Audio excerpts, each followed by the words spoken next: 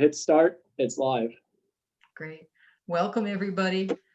This is the June 24th meeting of the Albany County Legislature's Law Committee. So I hope you are all well. Thank you for attending. Do I have a motion for the previous minutes? Motion, Madam Chair. Thank you, Mr. Peter. Thank you, Ms. Cunningham. All in favor? Aye. Any opposed? No? Okay. Thank you. Motion to approve the minutes passes. Let's go right to item 2, which is local law A.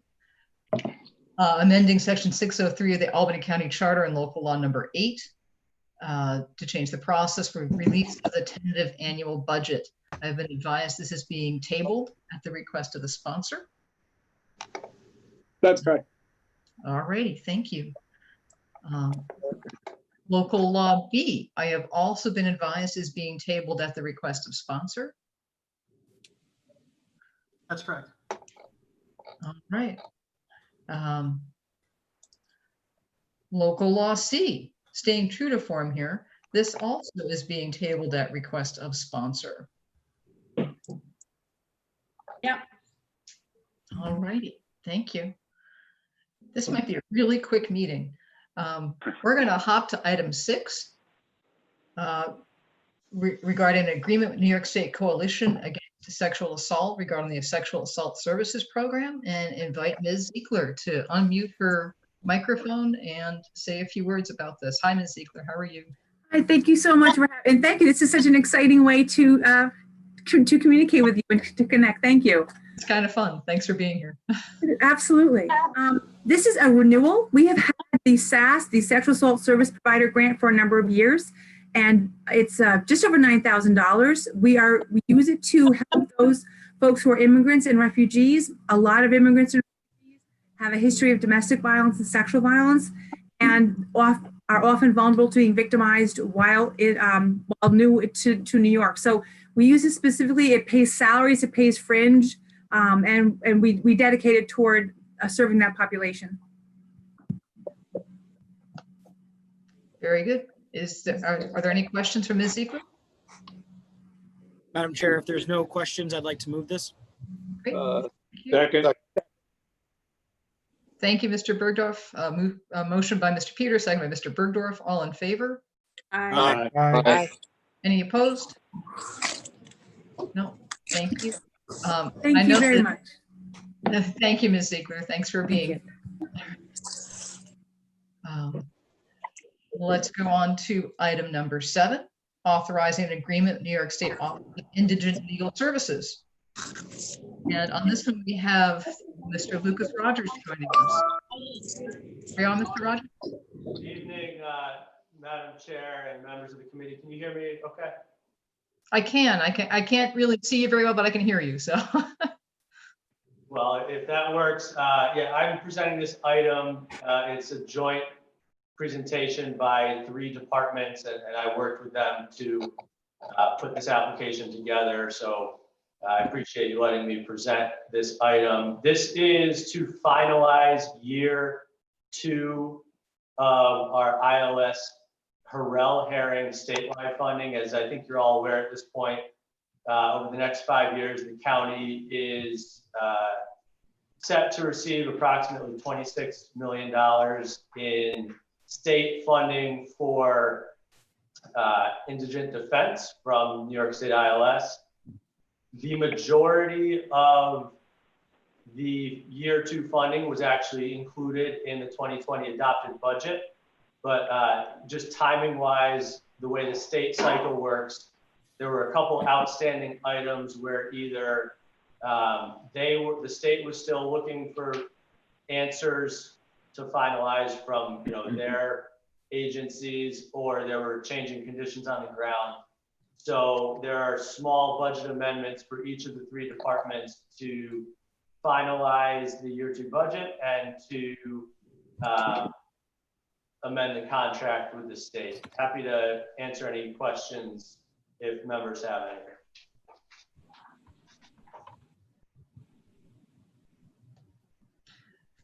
Thank you very much, Mr. Rogers. Are there any questions from the committee members? Madam Chair, if there's no questions, I'd like to make a motion to move this. Thank you, Mr. Peter. A second? I'll second. Mr. Ricard, I think I heard you first, so we'll go with you for the second. And all in favor? Aye. Aye. Aye. Any opposed? No. Thank you. Thank you very much, Mr. Rogers, for speaking to us. Oh, Ms. Cunningham, hi. I'm just wondering if there's some sort of motion that we can make to have Matt Peter actually get a haircut. Seems outside the purview. That's more of a personnel committee thing. It seems outside the purview of the law committee. I can't see him. Does he still have the beard? I have the beard, but I also have the mohawk. This All right. could be a HIPAA violation. I'm not sure. That could be a cultural misappropriation, you know. I don't know. Oh, God. Yeah, what's an Iroquois anyway? You know, we have Mohawks, but not an Iroquois. Madam Chairwoman, Bill Reinhardt is here. I didn't know if you were going to go back to his item. Hello, Bill. Thanks for Hello. joining in. How are you? Good. Good, good. When we did briefly touch on local law B, and I said it was tabled at request of a sponsor, and there was no one offering any discussion about it. Did you want to say anything about it, or? Well, I guess the only thing I'll say is that, I had thought that it was the motion to move it out of the law committee for the public hearing was going to be on the agenda tonight. And then after talking to you and you talking to Patrick, it was explained that it wasn't necessary. We'll be discussing that in my committee on the 30th. But that's, I'll just share that with everybody because that's kind of why there was no action on local law B in the committee tonight. But I'm here to answer questions if anybody does have any questions they want to raise at this point. I don't know if anybody has the appetite for that right now. It was also clarified to me that the reason there are two versions of the bill attached in the backup materials is just so you could, a red line version wasn't readily available, so I just put both versions in for us. But I believe a red line version is available in Granicus. Yeah, Brandon Russell explained that to me also today. Yeah, they're all the versions are available on Granicus as well. The red line version is not in the Granicus Sorry. for the tablets yet. But as we get the updates, I will be able to update that moving forward for next month's law committee meeting and for the Conservation Improvement Committee meeting next Tuesday. Madam Chair, Yes, Mr. Bergdorf. just a question. Does that mean that we will, this committee will not be in, only one committee needs to set a public hearing, or what is, how is the bifurcation of this law operating? I can Mr. speak to Bergdorf, that. the chairman sent the public hearing to, or he referred the public hearing to Conservation Improvement. This is a public hearing that had already made it out of the body, the full body. So it's back to Conservation Improvement, but the law is before the law committee. Oh, okay. So it only needs one committee, which the chairman referenced it to send it back to public hearing. Yes. Okay, thank you. So Patrick, just to clarify, because I had this question too. So after the public hearing, then both the law committee and my conservation committee will both need to move it out of committee for the actual floor vote on the bill. That is correct. Yeah, okay. I just wanted to make sure I had that right. Bill, does your agenda have a date for a public hearing? Yeah, I think it's the July 28th. Hopefully we'll be in phase whatever by then. We'll see. We're going to have to put up our own border wall to keep all the infected people out from the rest of the country. We'll make them pay for it. Don't worry about it. The chairman's joining right now. Sorry about that. I just had a question too on that, Madam Chairwoman. Sure, Mr. Ricard. Just a quick question. Any idea of when we can move forward that bill after the public hearing, when we anticipating that going through the a vote on the floor? Bill, do you mean local law B? That's correct. Yep. Sorry, Bill. Well, what I'm hoping to do is to have the law committee look at it that same week, which I think your meeting would be on the 29th, I believe. And also I want to try to move my conservation meeting from the 28th before the public hearing to right after the public hearing. So we could hopefully then act on it and have a floor vote in August. Okay, that's what I thought, August. Okay. What, no, so the law, when would the hearing be?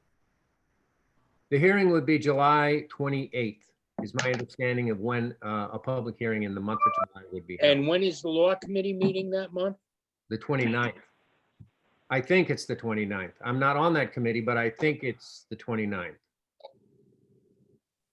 So we would have one day to take into consideration the public input before we would be asked to vote? Yeah.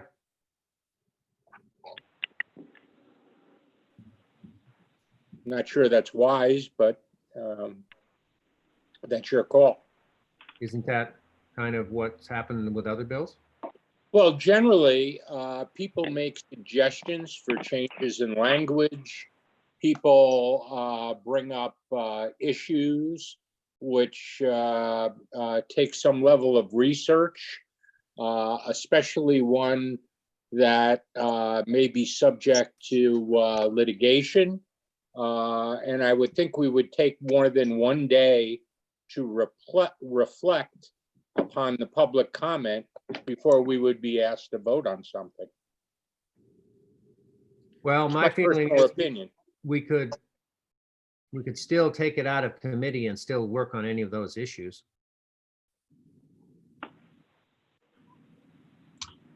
You're not telling me that I might be expecting some of that, are you?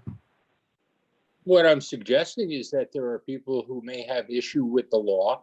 I know. And there may be case law involved, and there may be other issues involved that merit some level of due diligence before being asked to vote. That's all I'm suggesting. Yeah. Hi, I guess I would just suggest that we encourage people to make sure that they continue to communicate about their feelings about this local law well in advance of the public hearing. The public hearing is a date. It doesn't mean that people can't provide their input and comments ongoing, which is sort of the pattern. In redistricting and the bag fee bill that I led, people were constantly providing feedback to the point where the public hearing brought kind of nothing new, because they were all issues that had been circulating and provided well in advance. So I'm assuming people will be providing comments ongoing for this piece of this local law. And if I may suggest, the chair has joined us now. Maybe we can turn to agenda item number 5. Thank you. Mr. Chair, would you like to discuss item number 5? Sure. Thank you, Madam Chair, for pointing in my direction on this. This is an updated version of our effort to establish or reestablish or reinvigorate the committee to fill. It was the first effort we've undertaken to address some of the forecasted fiscal problems the county is going to have. There is some backstory, there is some history to when they initially implemented the committee to fill, some of the push and pull that occurred. So we wanted to make sure we address some of those issues, which is why we sent it back to the committee last month. So for the update, I moved myself from an ex officio member to a member of what we're calling a leadership group. which is what we will use. So both the minority and majority can get access to the overall information provided in the committee to fill in any event a vacancy comes up. So leadership will be able to have visibility on that.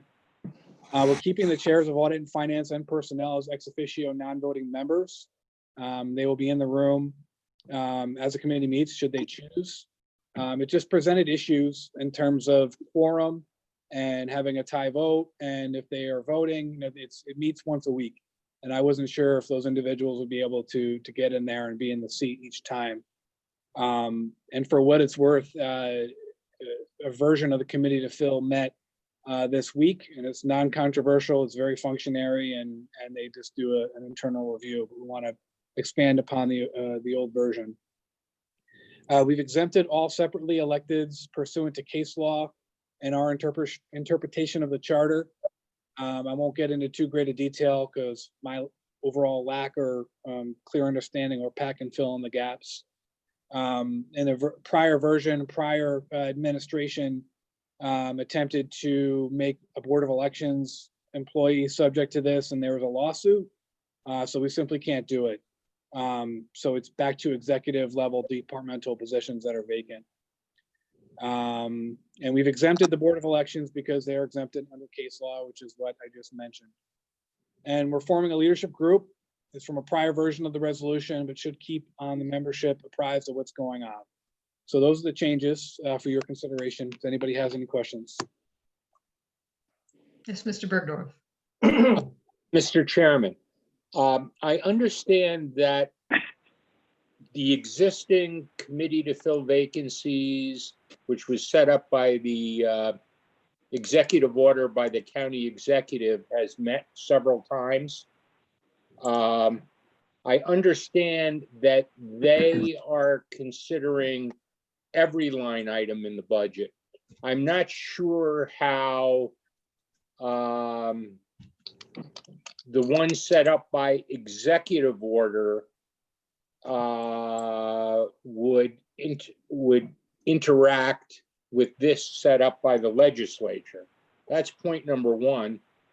Point number two is, while I am grateful to you for the changes that you have made to include all of the, we'll call it the denominations of the legislature in the information exchange, I still am of the belief that there's a separation of powers a bit issue here. And I understand we're under extraordinary times, but I'm asking if you would consider some sort of a sunset on this, so that when Lynn Lakakis is elected county executive sometime in the future, You're here. she would be able to name her own deputy commissioner of highways without DPW, without having to go through a extended bureaucracy in order to approve a personnel appointment. And I would ask you to consider that. Okay, that's a good point. We will take it under consideration. It's, the hope is that we go into a recovery, we find a vaccine, and we can begin the economic recovery part of this. And you make a good point, and I'm in discussion with Pat on this already, and more to follow on that. Are there any more questions or thoughts on item 5? Madam Chair? Yes, Mr. Grimm. Yeah, I have a question, just so we're clear about what this revision is. It exempts from a review of the committee to fill the vacancies, and then it lists all these elected positions and then the account numbers. But for a lot of these electeds, the account numbers are pages and pages of appointments. So am I reading this correctly, that all those appointments would not be subject to the committee to fill vacancies? Correct. So the only ones that are would be the agencies under the county executives management. Because it seems to me all the elected officials, those account numbers apply to all the people they appoint. That's correct. Okay, Mike McLaughlin, would you mind giving the county executive's position on this? Does the county executive think that's fair? Leading question, Mr. Grimm. Well, I'd like the reaction from the executive's office if I could get it, if that's okay with Mike. Your questions are always okay with me, Mr. Grimm, you know that. So as of my last conversation with the county executive, it was our hope that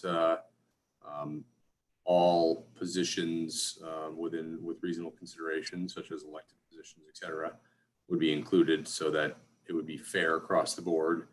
So, we need to have a conversation with the chairman's office related to the case law and the legal information that he referenced to see if, we can come to an agreement.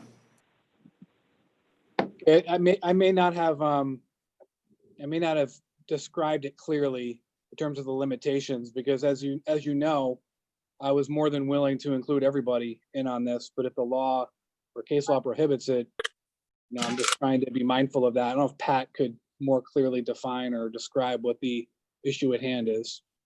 Yeah, briefly, and I'll follow up with you tomorrow, Mike, happily. It's the way our charter is written in some of the state laws, especially state laws affecting the sheriff and the district attorney. And as we know from the Graziano case, the Board of Elections, that they're charged with operation of their budgets. But in the county executive's executive order, he brought back the committee to fill vacancies, saying that it shall continue to review, and the iteration that last existed exempted the separately electeds. So that I would assume is the iteration currently continuing. But I'll happily talk to you tomorrow about it. Yeah, the way I read it is the people in the county executive's office fall under a count number that would not be subject to review by the Committee on That's correct. Vacancies. But all the other departments under his management would. Do I read that correctly? That is correct. Okay. Well, that was sort of what I was getting at, was it's one thing during a pandemic, and it's another thing when we have a potentially large deficit to decide. We have 2,600 employees, more or less. But should a committee like this be looking at the routine filling of a clerical assistant in the Department of Social Services? I think, we as a legislative branch build a budget, and then we hold the executive branch responsible for managing the budget. And once again, I understand these are extraordinary times, and it's going to take a partnership to work through it. So that's why I was hoping for a sunset provision, which the legislature could very easily extend if the circumstances warranted it. Yeah, Paul, Pat and I were discussing potential dates today, so we're talking about it, and that's something we're considering. Well, thank you very much. I mean, I will support this moving to the floor without a commitment to vote in the affirmative, pending the outcome of discussions that you may have on legal issues of who it should apply to and how long it should apply for. Okay, I believe Mr. Kuhn has a question. Oh, no, I raised my hand several minutes ago with respect to the the discussion on local law B. So not on this issue. I did not see that. I'm sorry. That's okay. All right. Is there a motion on item 5? I'll make a motion. Thank you, Mr. Peter. Is there a second? I'll second. Mr. Feeney, was that you? Yes. Thank you for seconding. All in favor of item 5? Aye. Aye. Any opposed? No. Passes unanimously. And I believe that brings us to the end of our business for the Law Committee meeting. May I have a motion to adjourn? Motion. I'll make a motion. Thank you, Mr. Ricard, and I think it was Mr. Peter, probably. Yep. All right.